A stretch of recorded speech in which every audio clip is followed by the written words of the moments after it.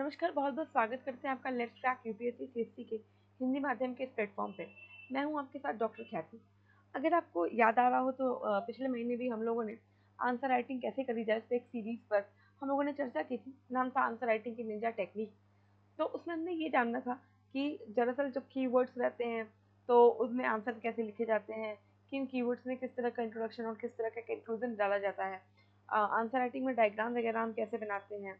इसके अलावा हमने ये समझा था कि कंक्लूजन कैसे करें। आंसर राइटिंग के कुछ और आयामों को भी चर्चा की थी। आज उन टेक्निक्स के आधार पर ज़रा हम और आप कुछ क्वेश्चन जो कि मेंस में ऑलरेडी पूछे जा चुके हैं, उनके आधार पर देखते हैं कि इन पूछे गए प्रश्नों का उत्तर कैसे लिखना चाहिए। अब इसके पहले कि हम लोग जो आज की चर्चा है उसकी शुरुआत करें, पहले ज़रा कुछ ज़रूरी सूचनाएं देख लेते हैं। देखिए ये स्लाइड मेरे बारे में। अनअकैडमी की बात करें तो प्रत्येक वर्ष 3 में से एक चयन अनअकैडमी के प्लेटफॉर्म से होता आया है। 50% ऑफ है यूपीएससी सीएससी के सब्सक्रिप्शन पे, और इसको बढ़ा के जो एक्सटेंड करके 31 जुलाई 2023 तक का टाइम रखा गया है। उसके बाद ये ऑफर जो है एंड हो जाएगा। प्राइसेस देखेंगे तो 20,625 से इसकी शुरुआत हो रही है। 10% प्राइस हाइक होने वाली है, तो ये 31 जुलाई से एप्लीकेबल होगी। 31 जुलाई 11:59 PM तक का आपके पास समय है कि अगर आपने मन बना लिया है कि आपको सीएससी सब्सक्रिप्शन करना है तो अच्छा होगा कि सीमित व्यय में ही आप अपनी प्रिपरेशन को करें। और ज़्यादा बेनिफिट के लिए आप KK Life 31 कोड का यूज़ भी कर सकते हो। अनअकैडमी का यूपीएससी प्रॉमिस प्रोग्राम, इस अभ्यर्थी से अधिकारी तक का सफर, कि अगर आप इंटरव्यू की भी चुनौती को पार करने जाते हैं तो अनअकैडमी आपको 100% जो फीस है वो रिफंड करेगी। आरएम बैच है आईएएस 2024 के लिए, और इसके लिए भी आप KK Life 31 कोड का यूज़ करें। ये जो बैच है ये अगस्त 3 2023 से शुरू हो रही है। फाउंडेशन बैच है आईएएस 2025 के लिए, ये भी 31 जुलाई से शुरू होगा, और इसमें भी एडमिशन के लिए आप KK Life 31 कोड का यूज़ कर सकते हैं। प्रतिज्ञा बैच आईएएस 2024 के लिए मुखर्जी नगर से सीधा लाइव है, और ये 10 अगस्त से शुरू होगी। इसमें भी एडमिशन के लिए आप KK Life 31 कोड का यूज़ कर सकते हैं। आप किसी भी तरीके की फाइनेंशियल बैरियर आपको रोक नहीं पाएंगे, क्योंकि अनअकैडमी आपको दे रहे हैं 0% EMI से शुरू करके अपनी तैयारी को करने का मौका। ये ऑफलाइन सेंटर्स के बारे में कुछ जानकारी। आज जरा आज की सीरीज की शुरुआत करते हैं आंसर राइटिंग की निंजा टेक्निक। देखिए कई बार हमें लगता है ना कि आंसर हम कैसे लिखें, या हमें पता होता है पर हम लिख नहीं पाते, है ना। या कभी कभी लगता है कि पता तो हमें भी था बट ये चीज़ आंसर में नहीं आ पाई, है ना। जनरली जब टीचर्स हमारा इवैल्यूएशन करने के पहले, जब टीचर्स इवैल्यूएट करें इसके पहले ऐसा लगता है कि क्या लिखा है, बहुत अच्छा आंसर हमने लिखा है, और सडनली जब उसका इवैल्यूएशन होता है तो सारे भ्रम टूटने लगते हैं। तो एक्चुअली ऐसा नहीं है कि हमें पता नहीं है कि लिखना क्या है, या सारा हम गलत ही लिखते हैं। The thing is that it's all about conceptual clarity. जिस चीज़ के बारे में हम जितना ज़्यादा जानेंगे उस चीज़ को उतने अच्छे से बताना बहुत आसान होता है। इसीलिए थोड़ा सा, अगर आप बिगिनर हैं, अगर आपको लगता है कि अभी आपको 5-6 महीने ही प्रिपरेशन के हुए हैं, तो अभी आपके आंसर में वो वजन नहीं आएगा जो एक्सपेक्टेशन होती है। तो होता क्या है कि जनरली जब तक आपको सब्जेक्ट की कोर पकड़ ना हो जाए, बहुत अच्छे से समझ में ना आ जाए, तब तक it's not possible to write the thing in a connecting mode. तब तक आप कनेक्ट करके नहीं लिख पाओगे। अगर देखो यूपीएससी एग्जाम का फंडा देखें,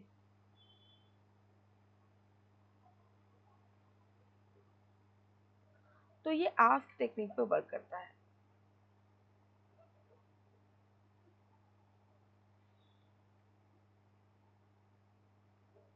क्या है आस्क टेक्निक?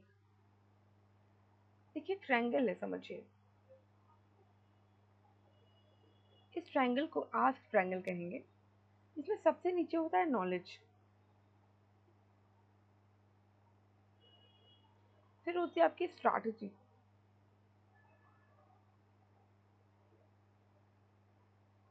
और सबसे ऊपर होता है attitude.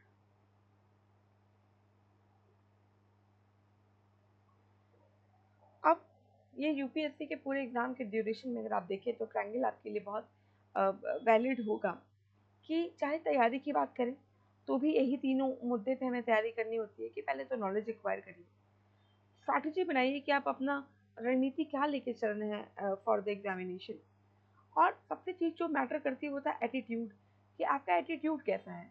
Is it a winning attitude, क्या आपके अंदर वो फाइटिंग स्पिरिट है, क्या आपके अंदर वो जीतने वाली स्पिरिट है, क्या आप हार के भी फिर से उठ के खड़े हो जाते हैं। बहुत सारे बच्चे ऐसे होते हैं कि एक अटेम्प्ट में नहीं हुआ, उसके बाद फिर ऑल सडन सबको कलेक्ट करना अपने आप को, फिर से जो है एग्जाम्स को देना। तो जो थर्ड थिंग है वो है एटीट्यूड। अब ये जो सेम ट्रायंगल है ये आप आंसर राइटिंग में भी लगा सकते हो। कैसे? जब हम आंसर राइटिंग की बात करें तो कोई भी अच्छा आंसर, कोई भी अच्छा तो कोई शब्द ही नहीं है खैर आंसर राइटिंग में। आंसर राइटिंग की बात करें तो देखिए अगेन जो चीज़ें महत्वपूर्ण होती हैं, सबसे पहले होता है नॉलेज। अगर तो आपको उस सब्जेक्ट का, उस क्वेश्चन का जो भी पूछी हुई बातें हैं उसका सही नॉलेज है, ठीक है, सही नॉलेज मतलब at least you know 70% of the things about that, not 70 then at least 60% thing अगर आपको पता है तो आप अच्छा आंसर लिख सकते हैं। ठीक है, नॉलेज के बाद डिपेंड करता है आपकी स्ट्रैटेजी कैसी है आंसर लिखने की। स्ट्रैटेजी का मतलब किसी भी आंसर राइटिंग में आप इंट्रोडक्शन कैसे देते हैं, परिचय कैसे करते हैं, आप फिगर कैसे बनाते हैं कि नहीं बनाते हैं, आप कंपैरिजन कैसे करते हैं, आप अपने मेन बॉडी को कैसे लिखते हैं। ठीक है, ये थी स्ट्रैटेजी। और जो सबसे लास्ट में है वो है एटीट्यूड। कई बार आपने सुना होगा कि कहा जाता है नेगेटिव नहीं होना है, ऑप्टिमिस्टिक रहना है ना। तो कुल मिला के बात नेगेटिव पॉजिटिव होने की नहीं है। सपोज करो आपसे पूछा जाए पेट्रियार्की के बारे में, पितृसत्तात्मक व्यवस्था के बारे में, तो क्या ऐसा होगा कि आप वहाँ पे नेगेटिव नहीं होंगे? सपोज क्वेश्चन इस तरह का है जो पेट्रियार्की को सपोर्ट करता हुआ है, तो ऐसा तो नहीं हो सकता ना कि वहाँ पे हम नेगेटिव नहीं होंगे, वहाँ पे तो हमें नेगेटिव होना हमारे लिए कंपल्शन है, राइट। तो हम ऐसा नहीं कह सकते कि जो है हमें एटीट्यूड बिल्कुल ऐसा रखना है कि नेगेटिव ही नहीं बोलना है। कुल मिला के एटीट्यूड कहने का मतलब है क्या आपके अंदर ब्यूरोक्रेटिक एटीट्यूड है?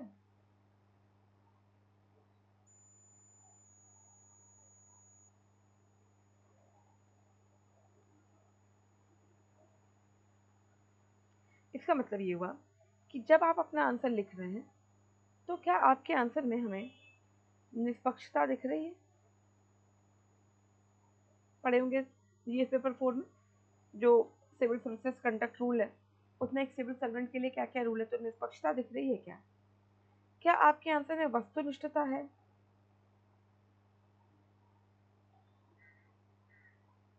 सत्यनिष्ठा है?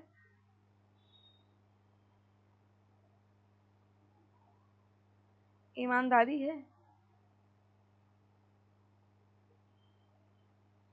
अगर ये सारे जो गुण हैं, और भी गुण आपने पढ़े होंगे, अगर ये सारी चीज़ें आपके आंसर में मिल रही हैं, ये सारी चीज़ों का अमलगमेशन आपके आंसर में है, तो फिर यहाँ पे आपने अपना काम कर दिया।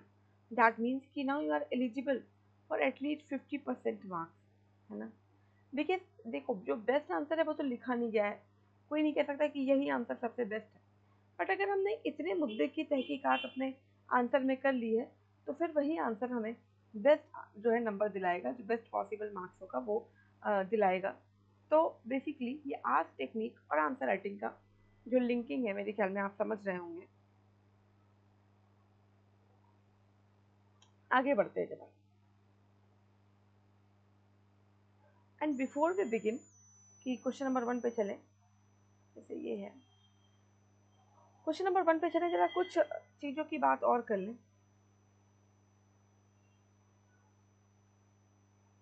देखिए आपके आंसर राइटिंग में 3 कोर पार्ट होते हैं। एक तो इंट्रोडक्शन, कि भाई आप अपना आंसर शुरू कैसे कर रहे हो। दूसरी चीज होती है मेन बॉडी। तीसरा होता है आपका कंक्लूजन।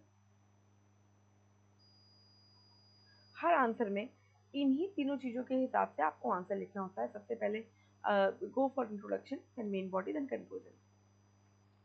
जितने आपके आंसर में पूछी हुई चीजें होती है वो तो आप यहाँ लिखते हैं, फिर भी सबसे क्रूशियल पार्ट होता है इंट्रोडक्शन। क्यों ऐसा? देखिए ऐसा होता है कि इंट्रोडक्शन ही ये डिफाइन कर देता है कि आपका आंसर का कितना नंबर लेने वाला है। देखिए कहते हैं कि जो हमारे यूपीएससी के एग्जामिनर्स होते हैं they are very mean and lazy to give the answer to the to give the marks to the students। तो इस चीज को हमें ही ब्रेक करना होगा, राइट? मतलब आपके आंसर में कुछ इंट्रोडक्शन या समथिंग लाइक दैट कि इतना क्रिस्प और अट्रैक्टिव होना चाहिए कि anybody would be compelled to read your answer, है ना? जैसे आप देखते होंगे कभी कभी आप एडिटोरियल पढ़ो न्यूज़पेपर का, वो इतना बोर होता है कि हम ऊपर से लेके नीचे तक पढ़ भी लेते हैं, ऑल्दो हम तो मजबूर इसलिए पढ़ रहे हैं, बट वो समझ में नहीं आता। कभी कभी कोई चीज़ हमारे मतलब की हो या उसका जो लैंग्वेज हो उस तरह का होता है कि हम खुद उस चीज़ को पढ़ने लगते हैं कि अरे इसमें देखिए जरा क्या लिखा है, क्या बताया गया है, ठीक है? तो इट्स ऑल अबाउट कि how you are starting your answer, आप अपना इंट्रोडक्शन कैसे ले रहे हैं। तो introduction should be like that way कि ये समझ में आ जाए, बिना क्वेश्चन पढ़े ये समझ में आ जाए कि अंदर जो मेन बॉडी है उसमें आपने दरअसल क्या बताया है, किन चीज़ों की चर्चा की हुई है। फिर जब मेन बॉडी की बात करते हैं तो जनरली जो फाइव आंसर में कंफ्यूजन ये होती है कि जो मेन बॉडी के हमारे आंसर्स हैं उनको हम पॉइंटर्स में लिखें या पैराग्राफ में लिखें।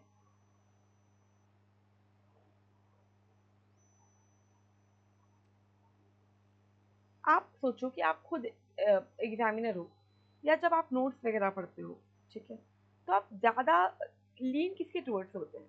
पॉइंटर ज़्यादा समझ में आते हैं या paragraph? Definitely you will say कि हमें पॉइंटर समझ में आता है। सेम वे एग्जामिनर को भी लेकर चलिए कि देखो जो पॉइंटर्स होते हैं ना, सपोज पॉइंट 1 2 3 लाइक दैट वे, तो जब कोई भी आंसर आप पॉइंटर्स में लिखते हो, पॉइंट्स में बताते हो, तो उससे होता क्या है कि जो पढ़ने वाला है उसको समझ में आ रहा है कि आपने इस पर्टिकुलर पॉइंट में ये देन ये बताया है, ठीक है? पैराग्राफ में क्या होती है, बहुत सारी चीज़ें हमारी हाइड होने लगती है। Pointers are more or less open, isn't it? So what should we people right?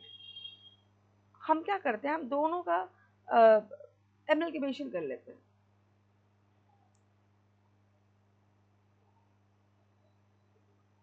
मतलब कुछ चीज़ें आप पॉइंटर्स मतलब पैराग्राफ में लिख दो, जैसे आपने इंट्रोडक्शन शुरू किया, आपने पैराग्राफ में अपना इंट्रोडक्शन कर दिया, उसके बाद लिंकिंग वर्ड्स लेते हुए आप पॉइंटर्स डाल दीजिए, ठीक है? उसके बाद अगेन फिर से जो है लिंकिंग वर्ड लीजिए और लिंकिंग वर्ड लेके आप कंक्लूजन डाल दीजिए। तो ये अच्छा होता है कि आप पैराग्राफ और पॉइंटर दोनों का एक तरीके से समझे तो दोनों का ही अमलगमेशन ले लें, और दोनों का अमलगमेशन लेने से फिर वो जो हमारा आंसर राइटिंग है या वो चीज़ें जो हम एक्चुअली में बताना चाहते हैं वो अच्छा हो जाता है। अच्छा, कुछ लोग ये भी एडवाइस करते हैं कि ऐसा भी कर सकते हैं कि अगर मान लो कि आपको आंसर बहुत अच्छे से आता है, अच्छा कहने का मतलब है कि 70-80% चीज़ें आपको पता है उस आंसर के बारे में या उस क्वेश्चन के बारे में, तो आप पॉइंटर्स में ही लिखें। लेकिन पेपर छोड़ना बिल्कुल भी कह लीजिए पाप है। तो उस कंडीशन में अगर आपको बहुत थोड़ा सा ही पता है, बहुत सीमित नॉलेज है, देन उस कंडीशन में आप ऐसा कर सकते हैं कि आप पैराग्राफ में लिखें। देखिए ऐसा नहीं होगा कि आपको क्वेश्चन बिल्कुल नहीं आएगा, right? You have clear the prelims, आपने प्रीलिम्स क्लियर किया है, आपके प्रीलिम्स लेवल की तैयारी हो गई है, और अगर आप ऑनेस्टली 7 महीने 8 महीने या साल भर से प्रिपरेशन कर रहे होंगे और फिर आप मेंस का क्वेश्चन देखोगे तो rare of the rare cases में ही ऐसा होता है कि आपको कुछ नहीं आएगा, है ना? Otherwise you will know something about everything. Now main body conclusion इस पर बात करें, इसके लिए पहले ज़रा क्वेश्चंस देखते हैं कि कैसे क्वेश्चंस जो है पूछे गए हैं यूपीएससी से हालिया वर्षों में, और उसका आंसर फ्रेम करते हैं, उसके आंसर्स को समझते हैं कि वहाँ पे हमें आंसर कैसे देना है, और उसी क्रम में हम आपको और ये बताने की कोशिश करेंगे कि मेन बॉडी कैसे लिखें, कंक्लूजन कैसे करें, क्या डायग्राम बन सकता है या नहीं, ठीक है। और ज़्यादातर जो बच्चे होते हैं वो डायग्राम को लेके बहुत परेशान होते हैं कि डायग्राम नहीं समझ में आ रहा है, क्या बनाएं, कैसे करें। तो डायग्राम वहाँ पे बन सकता था या नहीं, और आने वाले समय में जब आप आंसर लिखोगे तो वहाँ पर डायग्राम वगैरह कैसे इंक्लूड करेंगे। ठीक है, तो ये तो रही मेन बातें। अब ज़रा क्वेश्चन की तरफ चलते हैं ताकि आपको समझना आसान हो। देखिए, इंडियन सोसाइटी का क्वेश्चन था, ये 2022 का पेपर था। 2022 में जो इंडियन सोसाइटी भारतीय समाज है वहाँ पे एक क्वेश्चन पूछा गया था। ये 2022 का क्वेश्चन है। क्वेश्चन देखो, इसमें बोल रहा है पारिवारिक रिश्तों पर घर से काम के प्रभाव का अन्वेषण और मूल्यांकन करें। घर से काम मतलब क्या हुआ? वर्क फ्रॉम होम का।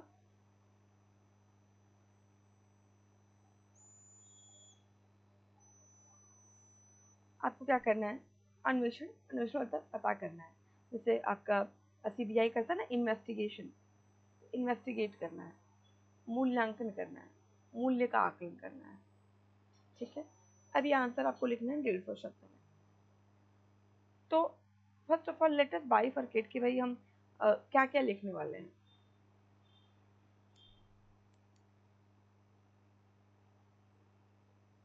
पहले तो हम इंट्रो लेंगे, मेन बॉडी लेंगे और कंक्लूजन लेंगे। ठीक है, आराम से समझिए, समझ में आ जाएगा। ठीक है, अब जैसे ही हमारे सामने सवाल हो, first of all underline the keyword. First of all तो आप एक से दो बार पहले तो सवाल पढ़ लीजिए, उसके बाद कीवर्ड्स को अंडरलाइन करिए कि दरअसल इसमें हमसे क्या पूछा जा रहा है।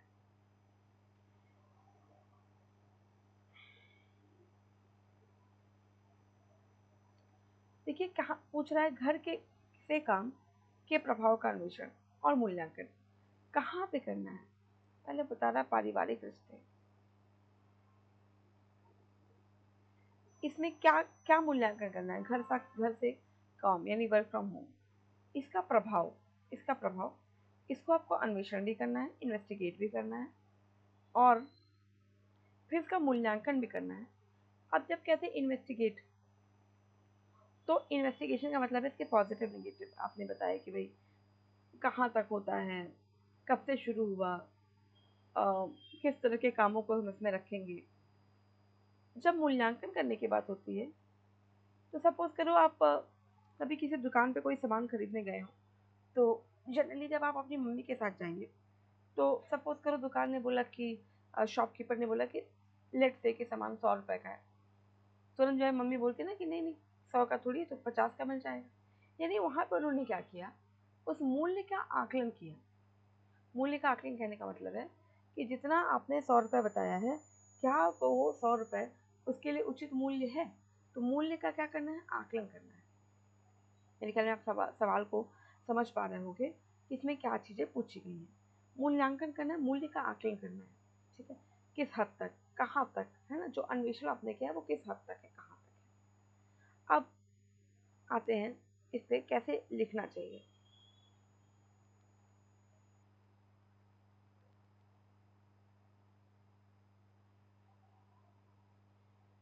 देखिए, पहले तो आप इंट्रो लोगे,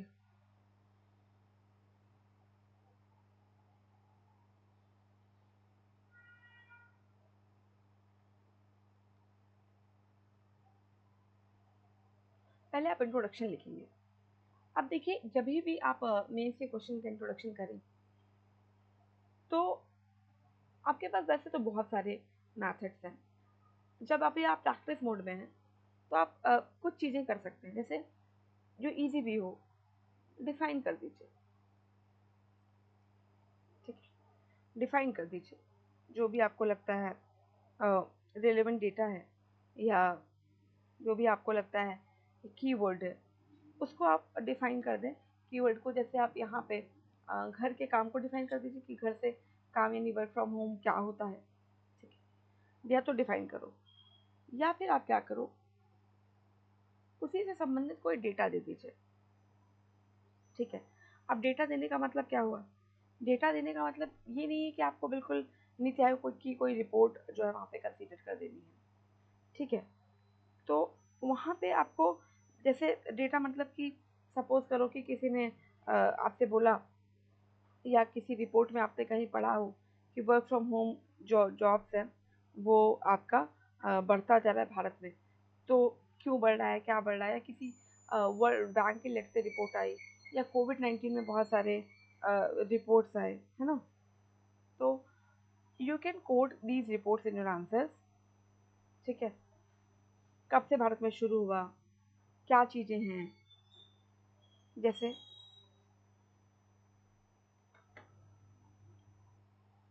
आप इसमें बता सकते हैं कि मिनिमम वेजेस एक्ट के तहत आपको कितने दिनों का जो है कितने घंटे तक काम करना पड़ता है। ठीक है, और जब घर से काम करेंगे तो घर में तो आप हर वक्त हैं, आप कितने घंटे काम करेंगे, इसको लेके क्या चीज़ें हैं। ठीक है, दिस थिंग अगर आप चाहें इसी चीज़ में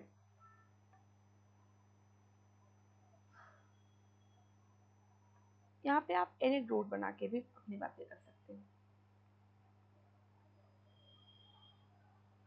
जब हम कह रहे हैं एनेक्डोट, तो एनेक्डोट से आप समझिएगा, इसका मतलब होता है किसी छोटी सी कहानी से, 2-3 लाइन की बातों से, और वो कहानी या वो लाइन ऐसी होनी चाहिए जो कैची हो।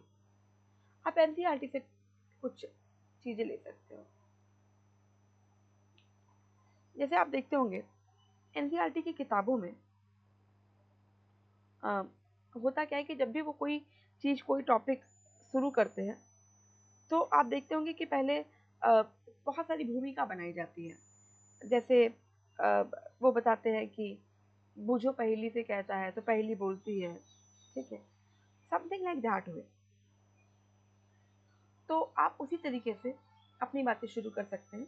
माँ पुत्र से पूछती ऑफिस नहीं जाओगे, ऐसे में पुत्र ने कहा, लाइक दैट।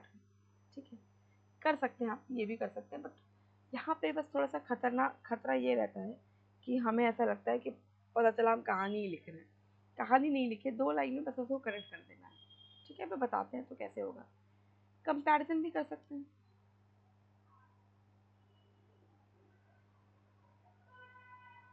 ठीक है, एक तरफ हो गया आपका वर्क फ्रॉम होम, एक तरफ हो गया वर्क फ्रॉम ऑफिस। दोनों का कंपेयर करते हुए आप अपनी बातें शुरू कर दीजिए। These are very few things how you can begin. But while you are practicing, जब आप अभी प्रैक्टिस मोड में हैं, तो ये जो तरीका हैगा ये बहुत काम करेगा आपका यूपीएससी के का जो पेपर सॉल्व करने में बहुत हेल्पफुल होगा। अब आते हैं कि इस आंसर को कैसे करेंगे। ठीक है,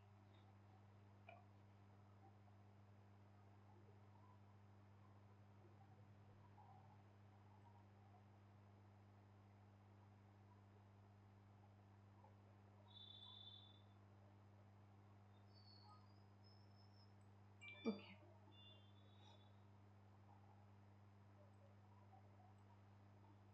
मानिए हमें इसी आंसर को लिखना है। यहाँ पे आप क्या बता सकते हैं, आप एक लाइन में बता दो घर से काम करने का क्या मतलब है। ठीक है, या क्या पहले जो महिलाएं काम करती हैं वो घर से काम नहीं है। ठीक है, वो भी तो परिवार है। आप लिखिए यहाँ पे आंसर में अपनी शुरुआत कैसे कर सकते हैं। आप ये बता सकते हैं कि पहले वो सारे काम जो ऑफिस में रहकर किए जाते थे, क्योंकि घर से काम तो महिलाओं का भी काम है, वो तो घर पे ही काम करती थी, और वो भी पारिवारिक रिश्तों का ही तो भाग थी। ठीक है, तब उसमें कोई बुराई नहीं थी। अब यहाँ पे आप सबसे पहले बताइए घर से काम कहने से तात्पर्य है क्या।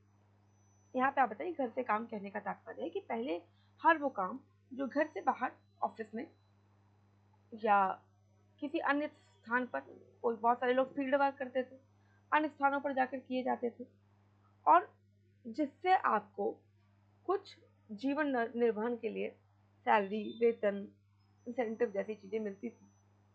उन्हीं कामों को यदि घर से करना प्रारंभ कर दिया जाए तो वो घर से काम की श्रेणी में रखा जाता है। आप यहाँ पे एक लाइन में ये भी लिख सकते हैं, हाल के दिनों में हुए कोविड महामारी के दौरान ये जो संस्कृति है घर से काम करने के घर से जो काम किया जाता है उसकी जो संस्कृति है उसमें वृद्धि देखने को मिलती है। मतलब आप यहाँ पे ये मत कहिए कि कोविड-19 से शुरू हुआ, पहले भी रहा होगा, ठीक है। कोविड-19 से वृद्धि मिलती है। अब देखिए इसी में आप आगे थोड़ा-सा आगे बढ़ेंगे। यदि इनके प्रभावों का पारिवारिक रिश्तों पर अन्वेषण करें, तो हमें निम्नलिखित बिंदु देखने को मिलते हैं, ठीक है। इंट्रोडक्शन आपको समझ में आ गया होगा। तो निम्नलिखित बिंदु देखने को मिलते हैं। क्या बिंदु देखने को मिलते हैं? Just highlight that.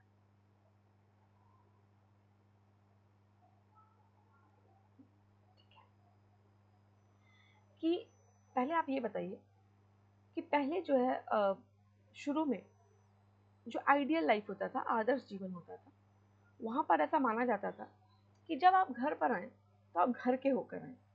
जब आप घर पर आएँ, तो घर के होकर आएँ। अपना ऑफ़िस घर पे मत लेके आइए, नहीं तो उससे क्या होता है कि जो व्यक्ति की ज़िम्मेदारी होती है, वो सिर्फ़ काम करना या पैसा कमाना नहीं होता। व्यक्ति की जो एक ज़िम्मेदारी है, वो कहीं न कहीं अपने घर के प्रति, अपने परिवार के प्रति, अपने बच्चों के प्रति, वाइफ़ के प्रति, माता-पिता के प्रति, सभी के प्रति होती है। ऐसे में अगर आप एक ही चीज़ के ऊपर लगातार फ़ोकस डालेंगे, एक ही चीज़ की टुवर्ड्स लीन होंगे, तो उस कंडीशन में ऐसा होता है कि बाकी रिश्ते कमज़ोर होने लगते हैं।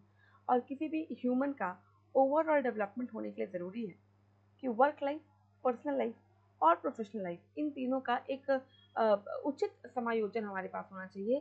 जो कहते हैं ना, वर्क लाइफ कल्चर बैलेंस होना चाहिए। तो वो वर्क लाइफ कल्चर कहीं ना कहीं टूटता है, ठीक है। तो पहले तो आपने बता दिया। और कुछ जैसे पॉइंटर्स आप बता सकते हैं कि एक व्यक्ति के लिए, जैसे मिनिमम वेजेस एक्ट में आपने पढ़ा होगा, मिनिमम वेजेस एक्ट।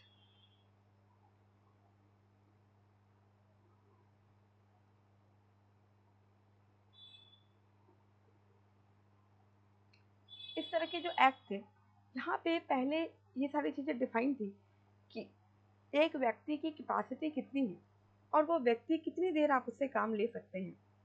लेकिन जब ऐसी चीज़ें आ जाएंगी कि अब काम ही घर से करना है। मिनिमम वेजेस एक्ट में ऐसा था ना कि भाई कितने घंटे आप किसी मजदूर से या किसी पर्सन से काम ले सकते हो, न्यूनतम मजदूरी का आर कितना होगा, है ना। अब अगर कोई बंदा घर पे है, तो यहाँ पे कहना आसान होता है कि घर पे ही तो हो, कर दो ये भी। दैट मीन्स कि जो हमने पहले से सांचे बना के रखे थे कि एक व्यक्ति के जीवन के लिए इतना टाइम होना चाहिए ऑफिस का, 1/3 होना चाहिए ऑफिस का, लेट्स से 1/3 उसका अपना पर्सनल होना चाहिए। तो इस वे में जब आप बोलेंगे तो ये समझेंगे कि देखो ये जो एक्ट वगैरह बनाए गए थे, फिर तो इनका रिलेवेंस ही खत्म हो जाएगा, ठीक है। कुछ इस तरह की बातें की, आपने अन्वेषण किया।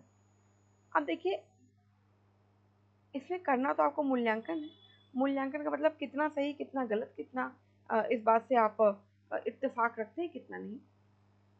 आप यहाँ पे फिर से लाइन चेंज करिए, पैराग्राफ की मतलब आपने यहाँ से लेके यहाँ तक इंट्रोडक्शन लिखा, फिर आपने कनेक्टिंग लाइन लिखी कि भाई इसको निम्नलिखित बिंदुओं में देख सकते हैं। क्या देख सकते हैं? तो 1, 2, 3, 4 अन्वेषण किया कि अन्वेषण को निम्नलिखित बिंदुओं में हम अन्वेषित कर सकते हैं। अन्वेषण करना आपने प्रारंभ कर दिया, अन्वेषण हो गया। नाउ यहाँ से फिर से आप लाइन चेंज करिए इस तरीके से, ठीक है। फिर लिखे, यदि उपरोक्त तथ्यों के आधार पर या उपरोक्त अन्वेषण के आधार पर घर से काम का मूल्यांकन किया जाए, तो निम्नलिखित बिंदु दिखाई देते हैं। अब मूल्यांकन के कुछ बिंदु। अब देखिए, जब हम मूल्यांकन करते हैं तो हम दोनों चीज़ें करते हैं, पॉजिटिव भी लिखते हैं, नेगेटिव भी लिखते हैं, ठीक। जैसे आपकी मम्मी मान लीजिए कि दाम कम कराने के लिए कहते हैं ना शॉपकीपर से कि नहीं 100 की चीज़ है, अरे नहीं 10 देंगे, 20 देंगे। बट ऐसा भी होता है कि उनको कहीं न कहीं पता होता है कि भाई ये 100 कह तो रहा है, बट ये चीज़ मार्केट में 150 या 160 से मिलेगी नहीं कम। मतलब they know that this thing has some kind of positive impact. इसमें कुछ ना कुछ पॉजिटिविटी है, इसमें कुछ ना कुछ सकारात्मक चीज़ें भी हैं। सब ऐसा नहीं कि सब नकारात्मक है, कुछ ना कुछ सकारात्मक चीज़ें हैं। क्या वो सकारात्मक चीज़ें हैं, अब हम इसको भी देखेंगे। तो जब मूल्यांकन करेंगे तो please remember one thing, that whenever you are doing evaluation, you will have to be precise You will have to write the positive and negative, and then you will have to balance in your answer that what are your findings in this question. ठीक है, तो मूल्यांकन में आपको दोनों चीज़ें लिखनी, जैसे इसमें क्या हो सकता है, पॉजिटिव क्या हो सकता है। सबसे पहले तो एक टाइम पे आदमी पैसा कमाने के होड़ में इतना ज़्यादा लगा हुआ था कि फैमिली टाइम जैसी कोई चीज़ें नहीं बचती थी। उनको नहीं पता होता था कि उनका बच्चा कौन सी क्लास में है, ठीक है। उनको नहीं पता होता था कि उनके घर में लेट से काम करने कौन आ रहा है। पहले एक कल्चर हुआ करता था रामू काका, सबको पता है, राइट। बच्चा कौन से स्कूल में पढ़ रहा है और उसके दोस्त कौन बन रहे हैं, they don't know, because they are searching and searching for more and more money, for more and more luxury. But जो एक स्पिरिचुअल कनेक्ट होता है, फैमिली के साथ कनेक्ट होता है, जो कहीं ना कहीं आपको मोटिवेशन देता है, वो टूट रहा था। आप कहीं ना कहीं जो पारिवारिक रिश्ते होते हैं वो आपको इमोशनली बहुत स्ट्रांग बनाते हैं। तो जो इमोशनल लैक होता था because of low family interaction, वो इमोशनल लैक को फुलफिल करना बहुत आसान हो गया है। सेकेंड चीज़, आपने देखा होगा हाल के दिनों में जो सोसाइटल टेंडेंसीज है, सोसाइटल केसेस है, वो बहुत ज़्यादा बढ़ रहे हैं, है ना। वाई? क्योंकि सुसाइड केसेस में जो सबसे बड़ी चीज़ होती है वो ये कि लोग एक तरीके से लोनलीनेस, अकेलापन और ये सारी चीज़ें जब फेस करते हैं, तो यहाँ पे ये एक समस्या होती है कि अगर मान लो कि हम अपनी वो जो सर्टेन प्रॉब्लम है वो किसी से कह दें, तो हो सकता है फिर इस तरह के टेंडेंसीज देखने को नहीं मिले। तो जनरली ऐसा होता था कि पर्सन सपोज करिए यूपी का है, वो जॉब कर रहा है आपका बैंगलोर में, फैमिली से बहुत दूर है, मम्मी पापा से बहुत दूर है। तो उस कंडीशन में the person has no one to speak, the person has no one to express his or her self. In that case अगर घर से काम होगा तो जो फैमिली कनेक्ट है वो बना रहता है। फिर आप देखते होंगे ऑफिस को कहते हैं हैजल कल्चर, हैजल कल्चर है, ठीक है। हमेशा क्योस, हमेशा डेडलाइंस और ये सारा कुछ। तो डेडलाइंस और इन सब चीज़ों की वजह से अवसाद बहुत ज़्यादा बढ़ रहा था, डिप्रेशन जैसी प्रॉब्लम्स बढ़ रही हैं, चिंताएं बढ़ रही हैं युवाओं में, ठीक है। तो ये सारे पॉजिटिव इम्पैक्ट आप बता सकते हैं कि अभी डेडलाइन जैसा तो कुछ नहीं है। Now you have a whole world, ठीक है। You are sitting on your couch और on your living room as per your comfort, पजामे में बैठे हैं और काम कर रहे हैं। आधा स्ट्रेस वहीं पे ख़त्म हो गया। फिर क्या है, अभी क्या है, हमारे पास फ्लेक्सिबल शेड्यूल। आप देखिए जनरली ऐसा होता था कि बच्चे घर की शादी वादी में नहीं जाते थे, कहते थे कि हमारे पास तो समय नहीं है, हम नहीं जा पाएंगे। Now we have flexibility. Suppose कि कोई फैमिली का वर्क हो गया या कोई भी छोटी मोटी चीज़ें हो गई, तो हम क्या करेंगे कि अच्छा ठीक है, मैं भी अपने फैमिली को टाइम दे देता हूँ, आई हैव द लिबर्टी, चलो मैं रात में अपने इस काम को कर लूँगा।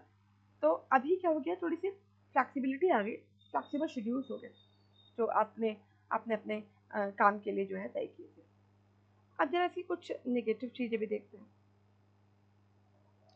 कुछ लोग कहते हैं एक तरफ इसने जो अवसाद है उसको घटाया है, वहीं अगर देखें तो कहीं ना कहीं जो डिप्रेशन जैसी प्रॉब्लम है वो घटने के साथ बढ़ी भी है, ठीक है।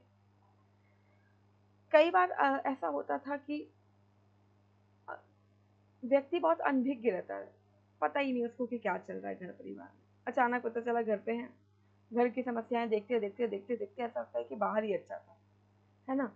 तो अभी तक एक जो इल्यूजन बना हुआ था कि चलो ठीक है एक बार घर पे जाएंगे सुकून से रहेंगे, और अभी आप बहुत लोगों को सुनते होंगे ये कहते हुए कि अभी पता चला कि घर से दूर क्यों रहना चाहिए। बहुत सारे लोग इस समय वेट कर रहे थे कि ऑफिस खोल तो भाई हमसे घर नहीं संभलेगा, ठीक है। डिप्रेशन की प्रॉब्लम कहीं कम हुई है, कहीं ज़्यादा हुई है। देखो हर व्यक्ति को एक पर्सनल स्पेस चाहिए,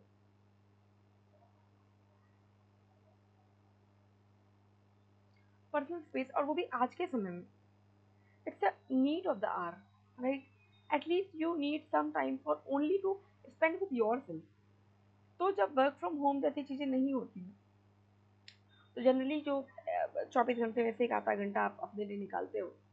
बट अभी क्या है कि या तो आपका ऑफिस होता है या आपका परिवार होता है, आप कहाँ होते हैं, या ऑफिस या परिवार। There is no personal space. If there is no personal space that means कि no growth at the level of personality, आपकी पर्सनालिटी या आपके एट द पर्सनल लेवल पे तो कोई ग्रोथ ही नहीं हो रही, सारी ग्रोथ वहीं पे खत्म। और जब कोई ग्रोथ नहीं है तो एक टाइम पे धीरे धीरे धीरे धीरे करके आप अलूफ होना शुरू कर देंगे, आप कटना शुरू कर देंगे। तो ये तो कुछ प्रभाव हो जाएंगे आपके जो है पॉजिटिव नेगेटिव। ठीक है, अब इसका मूल्यांकन करने के बाद आपको कंक्लूजन लिखना होगा। याद रखिएगा, जब आप मूल्यांकन वाले क्वेश्चन को अटेम्प्ट कर रहे होंगे, कमेंट वाले क्वेश्चन को अटेम्प्ट कर रहे होंगे, तो जब आपको इसमें कंक्लूजन लिखना हो तो ऑलवेज रिमेंबर कि यहाँ पे जो आपका कंक्लूजन होगा वो जो है थोड़ा सा बैलेंस्ड वे में आपको बताना होगा। पॉजिटिव नेगेटिव, क्योंकि आपने यहाँ पे पॉजिटिव बता दिया, नेगेटिव बता दिया, now you will have to balance. आप कैसे बैलेंस करेंगे? आप लिख सकते हैं यहाँ पे कि यद्यपि इसने कई मुद्दों पर या कई फ्रंट्स पर हम देखते हैं कि इसका प्रभाव देखने को मिलता है, इसलिए ज़रूरी है किसी पर्सनालिटी के किसी पर्सन के ग्रोथ में कि हर चीज़ का एक प्रॉपर बैलेंस बना रहे।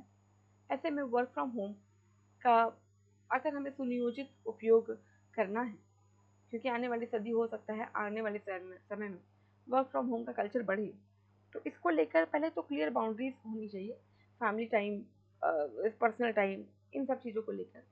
और इसके साथ ही साथ कुछ एक्ट भी बनने चाहिए कि जैसे न्यूनतम जो मजदूरी एक्ट है उसमें कुछ संशोधन करना कि कितने घंटे और क्या चीज़ें हैं, कैसे काम करनी है। ठीक है, ये सारा कुछ होना चाहिए ताकि जो है आने वाले समय में जो हमारी आने वाली जनरेशन है वो वर्क फ्रॉम होम के साथ थोड़ा सा कॉप अप कर सके। 150 शब्दों में ये आंसर आपको लिखना था। हो सकता है समझाने के दौरान आपको लगाओ कि अरे 150 शब्द तो 500 शब्द का हो गया। ऐसा नहीं, जब आप लिखेंगे तो आप उसको कंसाइज कर लेंगे। ठीक है, तो ये जो है 2022 सोसाइटी का क्वेश्चन था, 2022 में पूछा गया था। आई होप कि आपको यहाँ पे समझ में आ गया होगा। सपोज करिए कि कोई डाउट है तो आप मुझे कमेंट सेक्शन में पूछ लीजिएगा जो भी आपके डाउट हो। ठीक है, अब मानिए हमें दूसरा क्वेश्चन लिखना है। ये आईआर का सवाल है। ठीक है, इंटरनेशनल रिलेशन, ये भी 2022 का जो है क्वेश्चन है। एक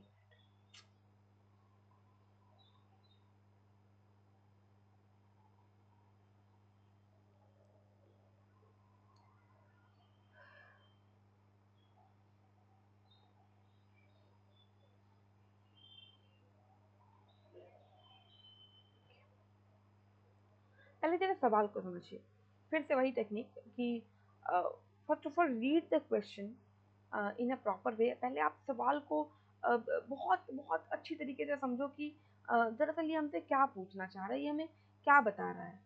ठीक है, एक से दो बार तो पहले आप सवाल को ही पढ़ो।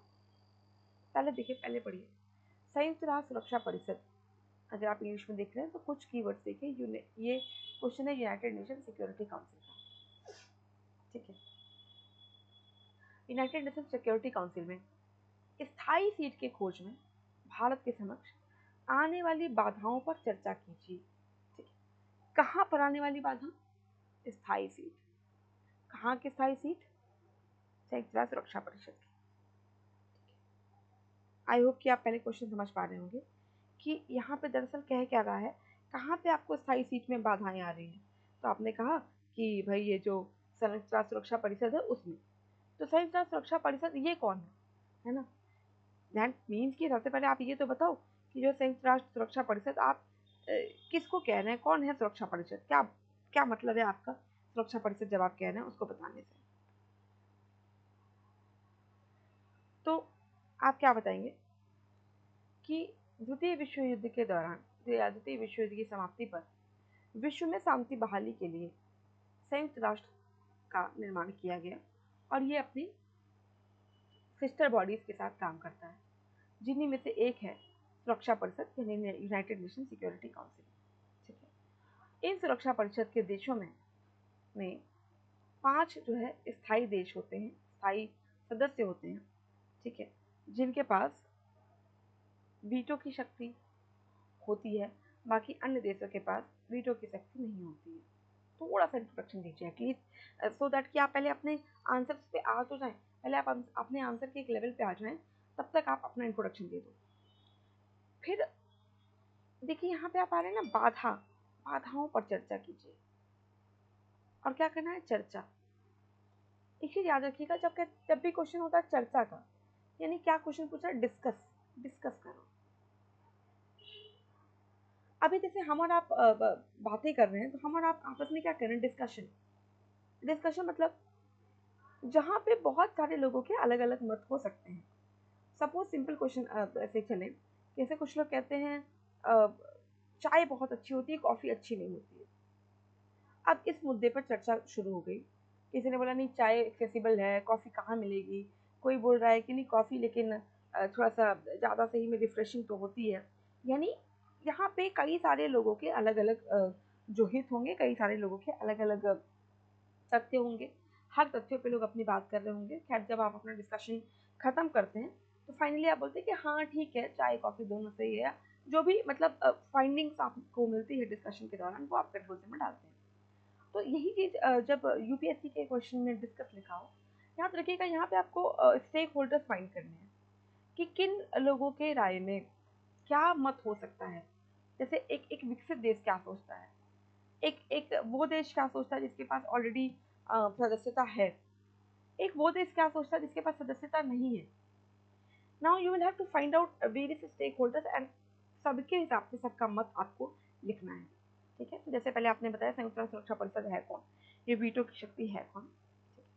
जैसे सपोज करिए आपने आंसर अपना लिख लिया यहाँ से आंसर। ठीक है, now just change the paragraph, यहाँ से आप पैराग्राफ बदलो और यहाँ पे बताइए सुरक्षा परिषद में स्थायी सीट को लेकर वाद विवाद बने रहते हैं। ऐसे में यदि स्थायी सीट के संबंध में कुछ विवादों को समझें, आप ये मत लिखिए विवादों को समझें, पता नहीं हम कितने विवाद समझेंगे और हो सकता है एग्जामिनर को लगे अरे ये वाला तो उसने डाला ही नहीं। ठीक है, या ये सबसे जरूरी था। तो यहाँ पे लिखे कुछ विवादों को समझें, तो उन्हें निम्नलिखित बिंदुओं में देख सकते हैं। तो पहले आप ये जरूर बताइए कि क्या चीज़ है, मतलब विवाद किन किन मुद्दों को लेकर है। जैसे आप यहाँ पे आई नो कि आपको पता है, बट आई थिंक कि मैं आपको कुछ जो है हिंट्स दे दूँ। यहाँ पे आप जैसे कुछ विवाद क्या बता सकते हो, पॉइंटर्स में बताइएगा। सब पॉइंटर्स में या तो 1 2 जो लोग लिखते हैं, देखो गलत नहीं है, 1 2 3 करके लिख दो, बट यहाँ पे आप ऑर्डर दे देते हो, है ना, कि पहले नंबर का यही पॉइंट है। मतलब सबसे जो जो जो प्राथमिकता के क्रम में देखे तो पहला पॉइंट ये होगा, दूसरा ये होगा। प्राथमिकता मत दीजिए, प्रायोरिटी मत दीजिए, हाइफन लगा दो, है ना। अब hyphen is not all about priority. ये ठीक है कि हमने ये पॉइंट बताया, फिर ये पॉइंट बताया, फिर ये बताया इस क्रम में। आई होप कि आपको समझ में आ रहा होगा। तो जैसे इसमें कुछ पॉइंटर्स आप क्या बता सकते हो, आप लिखेंगे आलोचकों का ऐसा तर्क है, हमारा नहीं आलोचक का, आलोचकों का ऐसा तर्क है कि यदि सुरक्षा परिषद के स्थायी सदस्यों को देखें, इसमें अमेरिका, रूस, चीन, फ्रांस, ये सब जो देश हैं, तो 5 देश हैं जो शामिल हैं। ऐसे में ये प्रतीत होता है कि यहाँ पे यूरोप ओवर रिप्रेजेंटेड है, Europe over represented, Asia under represented या लीस्ट रिप्रेजेंटेड। एशिया से कौन है, रूस और चीन। और अफ्रीका का क्या, अफ्रीका, अफ्रीका में लिखे नो रिप्रेजेंटेशन, कोई प्रतिनिधित्व नहीं है ना। इसके बाद आप लिख सकते हैं, पहला पॉइंट तो यही हो गया, है ना। आप मत लिखिएगा पहला, आप तो हाइफन लगा के लिखिएगा। दूसरा आप ये बता सकते हैं कि यदि सुरक्षा परिषद में सीटों का आवंटन देखें तो इसका कभी भी अपडेशन नहीं हुआ, शुरू में जितना बना था वैसा ही बना है। अब जो विश्व व्यवस्था है वो बदल रही है। विश्व व्यवस्था आज वैसी नहीं है जैसा जब सुरक्षा परिषद था जो बनाई गई थी वैसी ही है। विश्व व्यवस्था में बहुत सारे चेंजेस आ चुके हैं। तो जब विश्व व्यवस्था में चेंजेस आ चुके हैं तो सुरक्षा परिषद में चेंज क्यों नहीं आ रहा है, ये भी बताना चाहिए। और दूसरा कि जो सुरक्षा परिषद है या हम कह सकते हैं संघ है, ये सब लोग लोकतांत्रिक प्रिंसिपल्स को या कह लीजिए जो डेमोक्रेटिक सेटअप्स हैं उनको मानने वाले हैं। तो क्या डेमोक्रेटिक सेटअप में कुछ ही देशों को एक्स्ट्रा पावर दिया जाना कहाँ के लोकतंत्र को सपोर्ट करता है, आप ये बता सकते हैं। थर्ड पॉइंट क्या हो सकता है कि अगर हम देखें तो जो गल्फ कंट्रीज हैं, खाड़ी के देश हैं,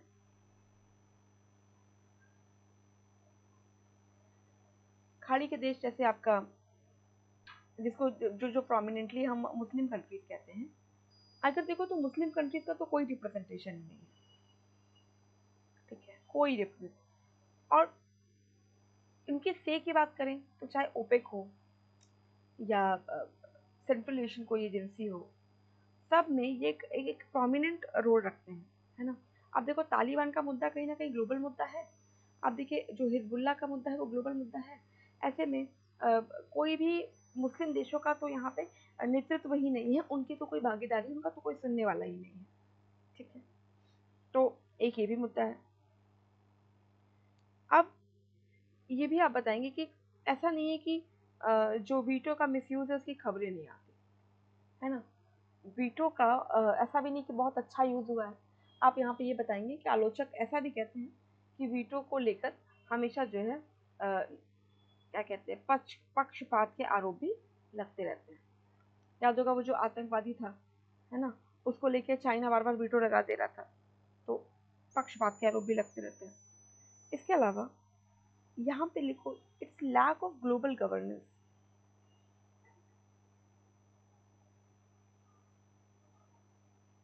अब यहाँ पे ज़्यादा नहीं लिखना है क्योंकि मेन क्वेश्चन का पॉइंट ये नहीं है, मेन है कि भारत के सामने क्या क्या बाधा है, ठीक है। अब यहाँ से आप you can change the line. अगर आपको कोई और पॉइंट आ रहा हो दिमाग में तो वो भी आप लिख के जस्ट चेंज द पैराग्राफ और यहाँ पे लिखें, यदि इसी क्रम में भारत के समक्ष सुरक्षा परिषद में स्थायी सीट को लेने के लिए बाधाओं पर चर्चा करें तो उन्हें निम्नलिखित बिंदुओं में भी देख सकते हैं, ठीक है, कि अगर भारत को क्या क्या ऑब्स्टेकल्स आ सकते हैं सुरक्षा परिषद में सीट को प्राप्त करने में। अब यहाँ पे फिर से जैसे मैंने आपको शुरू में ही बताया कि आप अपना बैलेंस बना लो कि कितना आपको जो है पॉइंटर्स में लिखना है, कितना पैराग्राफ में लिखना है, और दोनों का बैलेंस कर दो तो ज़्यादा अच्छा आंसर होगा। यहाँ पे क्या क्या चीज़ें लिख सकते हो, जैसे सबसे पहले तो अभी तक इंडिया ने एनपीटी पे साइन नहीं किया है, ठीक है। अब एनपीटी मतलब आपको बताया न्यूक्लियर नॉन प्रोलिफरेशन ट्रीटी, और जितने देश हैं वो आपके विकसित देशों कॉल्ड विकसित देश, वो एनपीटी को आगे रख सकते हैं कि देखो ना जिम्मेदार देश है क्या, इसने अभी तक एनपीटी साइन नहीं करी है, ठीक है। तो हो सकता है कि ये एक बाधा बन जाए। इसके अलावा ना तो हमने एनपीटी साइन की और हमने सीटीबीटी को साइन करने से भी मना कर दिया था, कॉम्प्रिहेंसिव टेस्टमेंट ट्रीटी, ये आपकी जो 1996 की ट्रीटी थी, इसको भी हमने साइन करने से मना कर रखा था, ठीक है। तो ये इसका हवाला भी जो है दिया जा सकता है कि देखो देखो कहाँ की है। इसके अलावा देखिए वहाँ पे चाइना है, चाइना के पास वीटो की पावर है। क्या चाइना इंडिया के यूएनएससी में परमानेंट सीट का सपोर्ट करेगा? हो सकता है वो बोले कि एक काम करो पाकिस्तान को भी दो, पाकिस्तान भी बहुत जिम्मेदार है, इंडिया को दिया तो पाकिस्तान को दो। आपने देखा होगा एससीओ समिट में जब रूस ने बोला भारत को मेंबर बनाओ तो तुरंत चाइना ने पाकिस्तान की भी वकालत की और आज इंडिया पाकिस्तान दोनों ही एससीओ के मेंबर हैं। बहुत पॉसिबिलिटी है कि यहाँ पे जो पाकिस्तान है उसके मेंबरशिप की भी बात होने लगे कि इनको भी बनाओ, ठीक है, इनको भी ले आओ। एक ये चैलेंज आ सकता है। फिर आप देखिए हो सकता है कई सारे देशों का ये भी तर्क हो कि कई सारे जो ह्यूमन डेवलपमेंट इंडेक्स हैं, जैसे खुशहाली को लेकर के हो गया, है ना, या मल्टीपॉलिटी इंडेक्स हो गया, global global gender gap report हो गया, उन रिपोर्ट्स का हवाला दे दिया जाए कि देखो पहले तो ये देखो कि कितना ये लोग पीछे हैं, इनका रिफॉर्म का लेवल क्या है, कोई रिफॉर्म नहीं आता, ठीक है। इस सूचकांक का हवाला दे सकते हैं कि भाई इनका ईज ऑफ डूइंग बिजनेस कुछ नहीं है, पिछड़ रहा है भारत। उस कंडीशन में ये कह के भी जो है मना किया जा सकता है। फिर आज भी देखिए तो इंडिया अपने बहुत सारी नीड को आयात के माध्यम से पूरा करता है। उसमें भी जो सबसे चीज डोमिनेट करती है वो है वेपन, हथियार। ठीक है, हम अपने बहुत सारे हथियार आज भी रूस, अमेरिका, इसराइल यहीं से ले रहे हैं। ठीक है, आयात पे हमारी निर्भरता बहुत ज़्यादा है। ऐसे में क्या इस चीज़ को समर्थन मिलेगा या नहीं, ये भी एक प्रश्न हो सकता है समझने वाला। ठीक है, एक मिनट।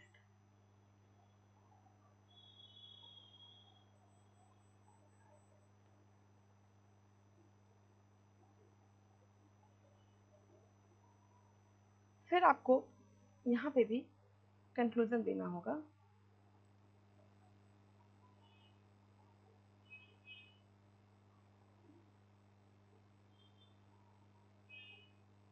और यहाँ पे कंक्लूजन में हमने तो यही सपोर्ट करना है कि हाँ भाई, इंडिया को जो मेंबरशिप है वो मिलनी चाहिए।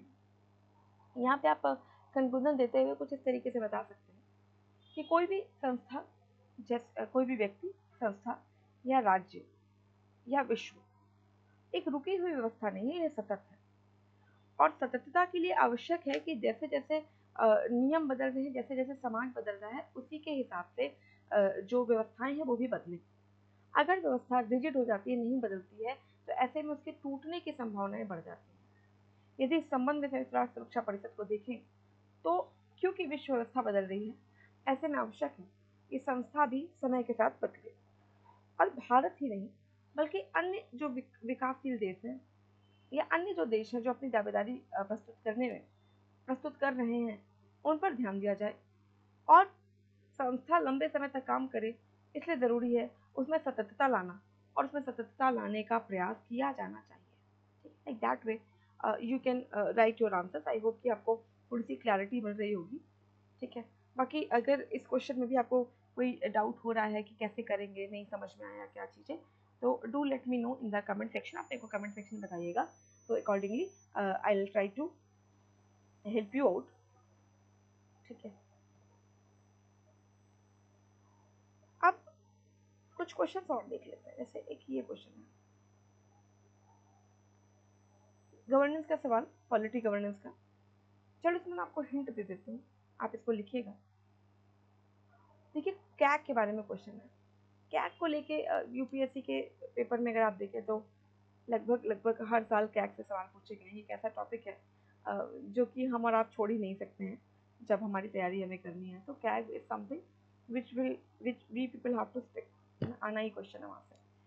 क्वेश्चन देखिए, कह रहा है नियंत्रक एवं महालेखा परीक्षक की बहुत महत्वपूर्ण भूमिका है। अच्छा, जब कभी क्वेश्चन को ऐसे स्टेटमेंट में कोई अपनी बात कह देता है, तो इसका मतलब ये नहीं है कि हमें इसको छोड़ना है। इसका मतलब है कि क्वेश्चन इस बात को मान रहा है। ठीक है, आपका सवाल इस बात की सहमति दे रहा है कि हाँ, इसकी महत्वपूर्ण भूमिका है। तो इसका मतलब आपके आंसर में कुछ बिंदु इस बारे में भी आनी चाहिए कि कैसे महत्वपूर्ण भूमिका है।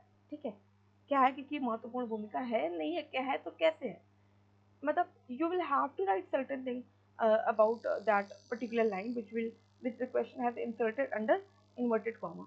ठीक है, तो ये नहीं कि मतलब इसको देख के छोड़ देंगे। आप क्वेश्चन देखिए, स्पष्ट करें। क्या स्पष्ट करें कि यह उसकी नियुक्ति की पद्धति और शर्तों के साथ साथ उसके द्वारा प्रयोग की जाने वाली शक्तियों की सीमा में कैसे परिलक्षित होता है। कैसे मतलब उसकी नियुक्ति देख ले, उसकी पद्धति और उसकी जो सेवा शर्तें हैं या जो उसकी शक्तियों में जो भी सीमाएं डाली गई हैं, वो कैसे उसकी महत्वपूर्ण भूमिका को इंश्योर कर सकते हैं। अब आई am just giving you the hint.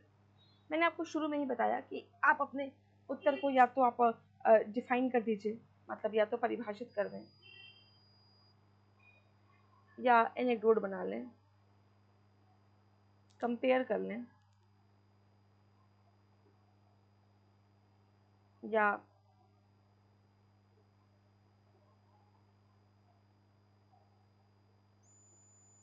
कोई डेटा दे दें। ठीक है, कुछ इस तरीके से। अब जैसे यहाँ से आपको शुरू करना, तो आप कोट कर सकते हैं विद, जैसे कॉन्स्टिट्यूशन का कोई क्वेश्चन है तो you can start with your answer with article. ठीक है, बहुत सिंपल होगा यहाँ पे लिखना। संविधान के अनुच्छेद 148 में कैग के पद की चर्चा की गई है। अनुच्छेद 148 को थोड़ा सा समझा दीजिए कि क्या करेगा कैग। आप चाहें तो किसी थिंकर को यहाँ पे कोट कर सकते हैं, जैसे जो कैग है इसको फ्रेंड फिलोसफर गाइड कहा है, लाइक दैट वे आप डेटा दे दो। डिफाइन भी कर सकते हैं कि जो नियंत्रक है वो महालेखा परीक्षा के हमने इस देश से लिया है और लेने के क्रम में महालेखा का तो वो काम करता है पर नियंत्रक जैसा कोई काम नहीं करता है। इस पद को अनुच्छेद 148 में डाला गया और इसको फ्रेंड फिलोसफर गाइड कहा गया। साथ ही इसकी कार्य प्रणालियों पर समय समय पर क्वेश्चन उठते रहे हैं और उसको पॉइंटर्स में लिख दो कैसे।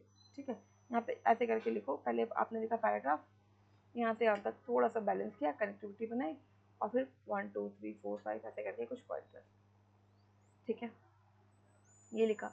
इसके बाद फिर से यहाँ से फिर से चेंज करो। तो जैसे ये वाला क्वेश्चन है, इसमें हमने पहले कैग के बारे में बता दो, क्योंकि जो चीज़ इन्वर्टेड कॉमा में लिखी है वो फिर बहुत अच्छा स्टार्ट दे सकती है अपने आंसर को।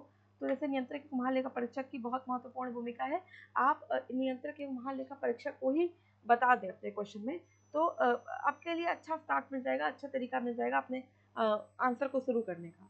ठीक है, इसके बाद आप आते हैं कि यदि इसी क्रम में कैग की शक्तियों को समझा जाए तो उसकी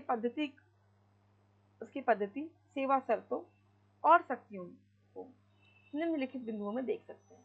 और फिर आप जो है अपने पॉइंटर्स में अपनी बातें लिख लीजिए। I am not telling you कि आप इसमें क्या लिखेंगे, मैंने आपको 2 आंसर्स वैसे भी एकदम एक्सप्लोर करके बता दिया, लेकिन यहाँ पे भी थोड़ा सा समय का भी क्रंच है तो बहुत बड़ा वीडियो हो जाएगा।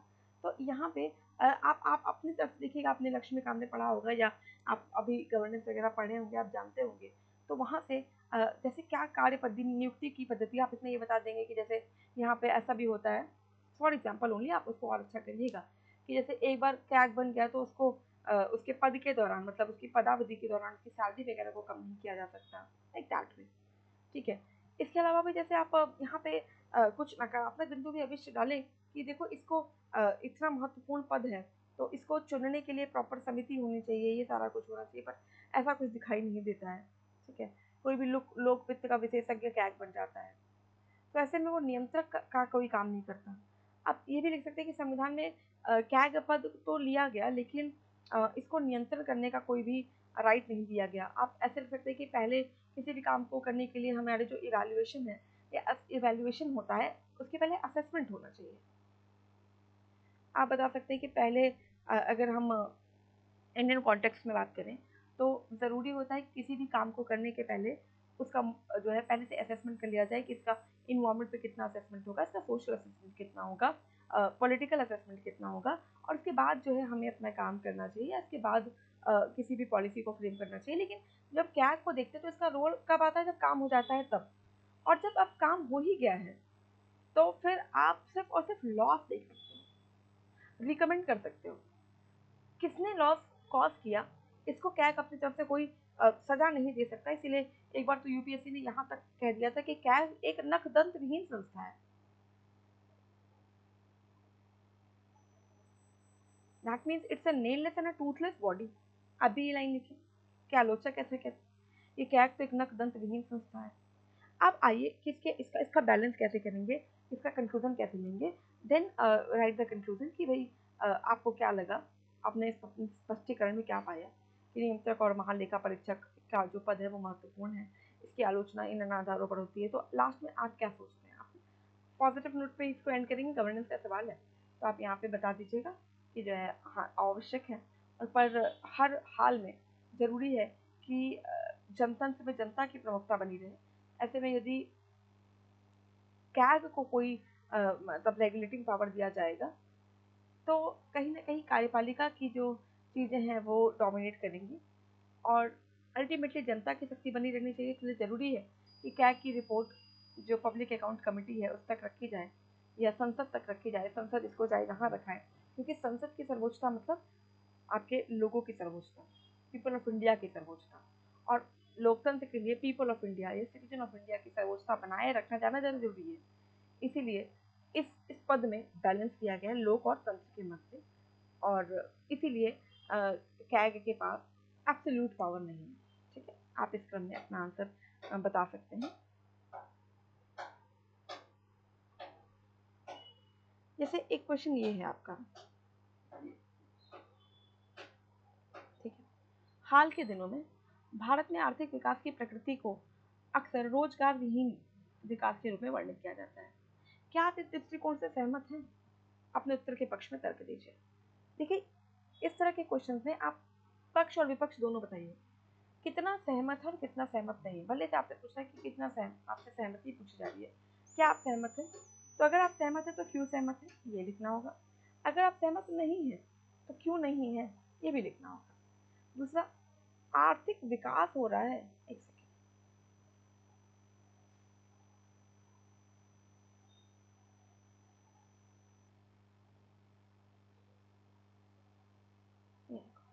आर्थिक विकास तो हो रहा है पर रोजगार नहीं बढ़ा, ये कैसा डायलेमा है?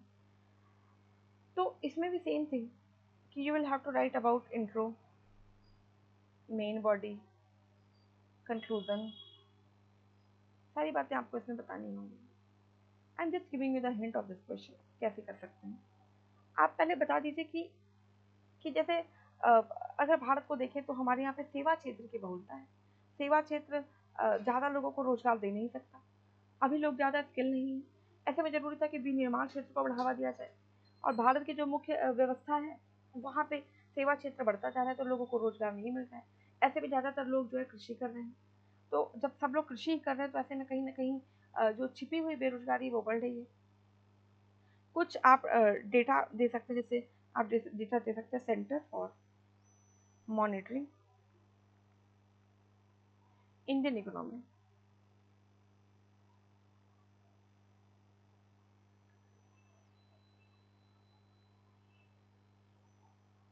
इनका ऐसा कहना है कि यदि अगर हमें भारत की वर्तमान बेरोजगारी की समस्या को एड्रेस करना है तो ज़रूरी है कि लगभग लगभग 20 मिलियन नौकरियां जो है भारत सरकार प्रोड्यूस करेगी। ऐसे बहुत सारे आपको डेटा मिलेंगे इकोनॉमिक सर्वे में, न्यूज़पेपर्स में, जहाँ पे आप इन सारी चीज़ों को पुट कर सकते हैं। ठीक है, तो फिर आप ये भी बताइएगा कि क्यों नहीं देना चाहिए एक साथ। अगर हमें रोजगार देना है तो क्या विनिर्माण क्षेत्र के लिए सरकार कुछ नहीं कर रही है? यू कैन कोट कि हाँ, स्किल इंडिया हम लेके आए हैं, हम स्टार्टअप इंडिया लेके आए हैं, मेड इन इंडिया को बढ़ावा दिया जा रहा है, ईज ऑफ डूइंग बिजनेस को ठीक किया जा रहा है, टैक्स में छूट दिया जा रहा है ताकि और सारी कंपनियां भी हमारे यहाँ पे आएँ, और जो कंपनी आएंगे तो डेफिनेटली जो रोजगार है वो बढ़ेगा। तो ये सारा कुछ आप बताते हुए ये भी बताएंगे कि ऐसा नहीं है कि इस दिशा में भारत की सरकार किसी भी तरीके का कोई प्रयास नहीं करे, प्रयास हो रहे हैं, लेकिन प्रयास की कंपैरिजन में देखें तो जनसंख्या जो है गुणात्मक रूप से बढ़ रही है। इस वजह से भी चैलेंज को हम तुरंत तुरंत सॉल्व नहीं कर पा रहे हैं, बट बी बिट ऑप्टिमिस्टिक कि हाँ, प्रॉब्लम तो है, नो डाउट बेरोजगारी की समस्या है, लेकिन आने वाले समय में अगर मैन्युफैक्चरिंग सेक्टर को बढ़ावा दिया जाए, कृषि क्षेत्र में रिफॉर्म किया जाए और लोगों को स्किल किया जाए तो इस समस्या से भी निपटा जा सकता है। Like that way you can sum up your answer. तो देखिए, आज की चर्चा को फिर हम और आप यहीं पे विराम देते हैं। पिछले वाले जो एपिसोड था निंजा टेक्निक का, उसमें हमने कुछ आपसे आंसर राइटिंग टेक्निक्स पर चर्चा की थी कि इवेल्युएट होगा तो क्या लिखेंगे, कमेंट करेंगे तो क्या लिखेंगे। आज के डिस्कशन में हमने आपके साथ चर्चा की कुछ क्वेश्चंस के साथ। इसके अलावा भी यदि आपके कोई डाउट है, आपको लगता है कि कुछ और चीज़ों को कवर करना चाहिए, तो please do let me know in the comment section. तो जो अपकमिंग सेशन होगा उसको हम लोग उसी के अकॉर्डिंगली ले लेंगे, उसको उसी के हिसाब से कवर कर लेंगे ताकि आपके कोई भी चीज़ें अनटच नहीं रहें, अनटर्न नहीं रहें। We will try to cover all those things possible in the classroom program. Classroom कहने का मतलब है ऑनलाइन प्रोग्राम। ठीक है, okay, thank you so much guys for your joining.